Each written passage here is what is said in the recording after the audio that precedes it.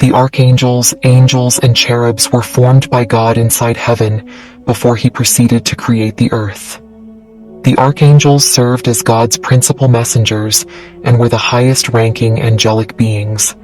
The highest archangel from the past, Lucifer, was one of these beings. He was said to be the most exquisite creature that God had ever made, a magnificent being that was flawless in every manner.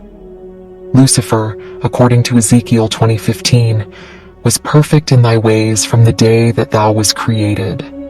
He was flawless in every aspect and walked on fire-colored stones.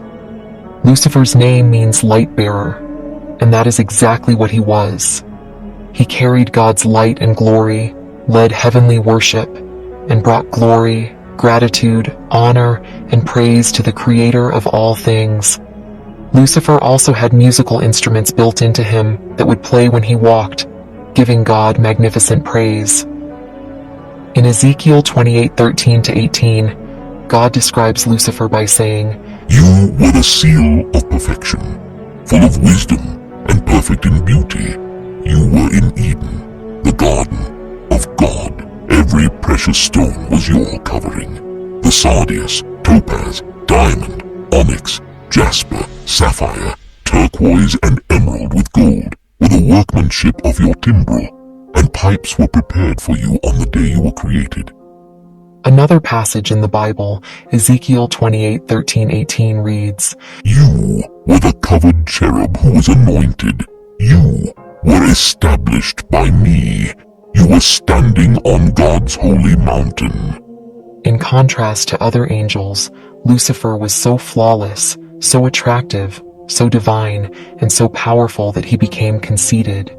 He quickly developed a sense of pride in his superiority over God's other creations, and came to feel that he was the one who belonged in God's position. His goal was to become God. Now, Lucifer could conceive of no one better than himself to dethrone his Lord, because he was the one judged more deserving than anyone else to be in God's presence, and because he undoubtedly understood God better than anyone else.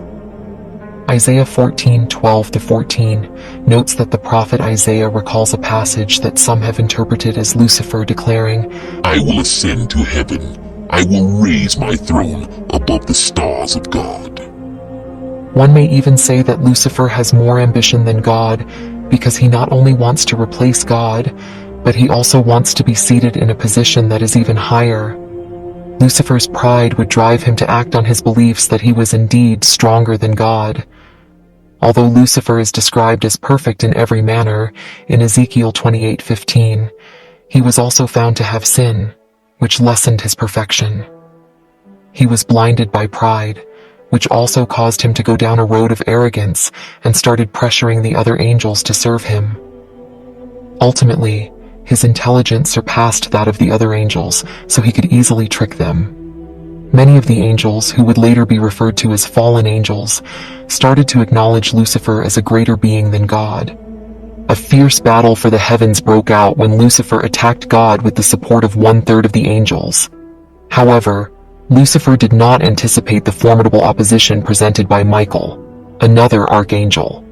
When Lucifer is unable to destroy Michael in his current form, he quickly begins to doubt his own perfection and changes into a dragon. According to Revelation 12:7-8, there was war in heaven. Michael and his angels fought against the dragon, and the dragon and his angels prevailed not, neither was their place found any more in heaven. Archangel Michael eventually defeated Lucifer. This proves the true strength of God, since Lucifer is vanquished without God directly intervening in the conflict. You could argue that Lucifer was defeated because God used Michael to defeat him, but the fact remains that Lucifer was defeated. Revelation 12:9 goes on to say, "And the great dragon was cast out, that old serpent called the devil and Satan, which deceived the whole world. He was cast out into the earth, and his angels were cast out with him." Here is also where we find Lucifer mentioned by the other name for him, Satan, which he obtains upon defeat. But Lucifer loses everything in the process of losing. It's not just his pride that gets lost. Not only is he rejected by God, but he and the other angels who supported him are also expelled from heaven. His heyday as the most magnificent, flawless creature among all of God's creations is long gone, and he now adopts the role of the total opposite. Luke, quoting Jesus in Luke 10:18, describes his fall as follows: "I saw Satan fall like lightning from heaven." Revelation 20:10 describes Lucifer's final fate as follows: "The devil that deceived them was cast out into the lake of fire and brimstone, where the beast and the false prophet are, and shall be tormented day and night forever and ever." It is said that Lucifer would not accept his punishment in silence.